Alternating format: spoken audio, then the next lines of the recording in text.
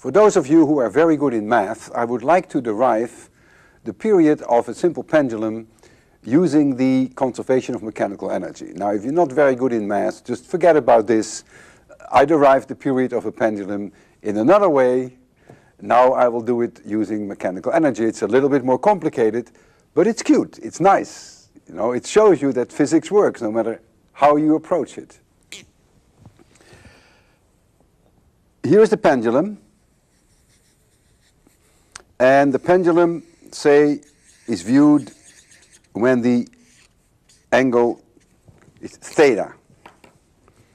So this is the equilibrium position of the pendulum, and the pendulum will ultimately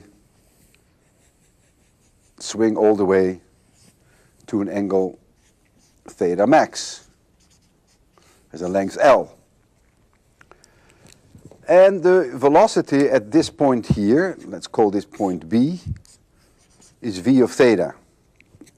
So we have here point A, equilibrium, point B, and let's call this point D.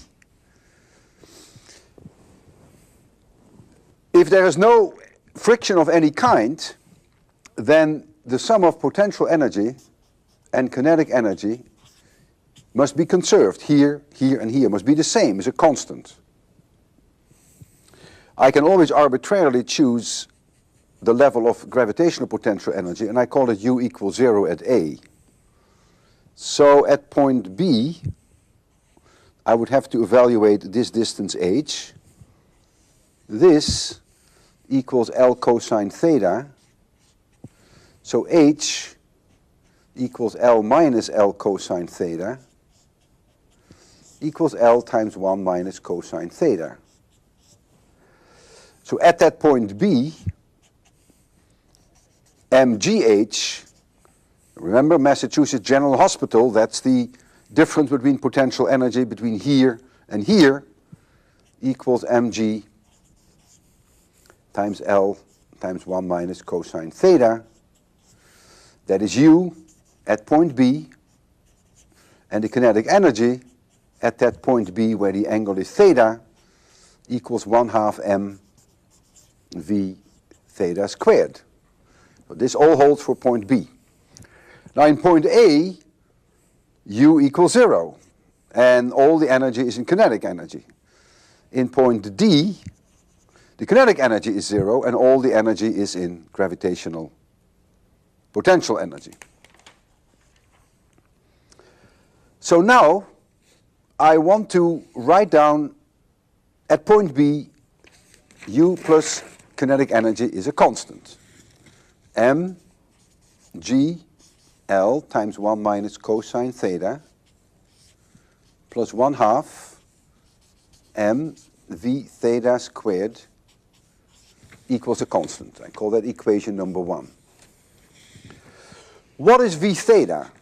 V theta is the same as d theta dt, which is the angular velocity, times L. This is the angular velocity, for which very unfortunately sometimes people write omega, not to be confused with angular frequency, which is sometimes also called omega. And I like to write down this as theta dot times L. This d theta dt will change all the time. D theta dt is 0 here and has a maximum value here. So now I want to take the derivative of equation number 1, recognizing that phi theta is theta dot times L. Let's first write down this equation with the substitution. Mg L 1 minus cosine theta plus 1/2 m times L squared times d theta dt squared equals a constant. And now I want to take the derivative. This part you may find difficult. So this is the u part, and this is the kinetic energy part. It is a constant, so this is going to be 0 if I take the time derivative. Now, MGL, the one has no effect. The cosine becomes a minus sign, but I have a minus here, so I get minus minus is plus sine theta. And then, of course, I have theta dot. I have to use the chain rule. Plus 1/2 m L squared, and I have to take the derivatives of theta dot square, so that gives me a 2 times theta dot times theta double dot. Chain rule equals 0. This is du dt, and this is the kinetic energy dt. M cancels. 1L goes. The 2 goes against the 2. And here I have a theta dot, and here I have a theta dot. So the whole situation becomes extremely simple. And what do I end up with? I end up with G sine theta plus L theta dot, double dot, equals 0. Now for small angular approximation, sine theta is about the same as theta if theta is in radians. And so what do I find now? That theta double dot plus G over L times theta equals 0. And I say UP. I hope I spelled that UP correctly.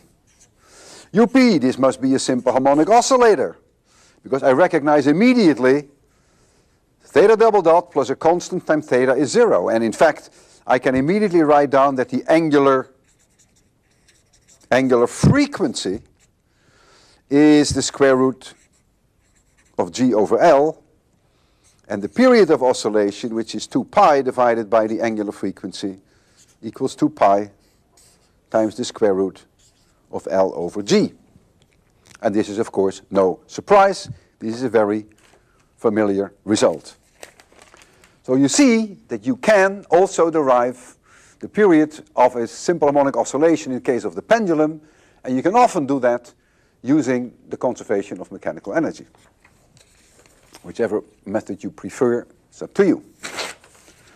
It's clear that if the object is a simple harmonic oscillation in X, which it was, remember there was we called the equilibrium position X, this is plus X, and this is minus X. If it is a simple harmonic oscillation in X, then it must also be a simple harmonic oscillation in theta, because the sine of theta was X over L, and for small angular approximation, the sine of theta is theta. So anything that is a simple harmonic oscillation in X will also be a simple harmonic oscillation in theta.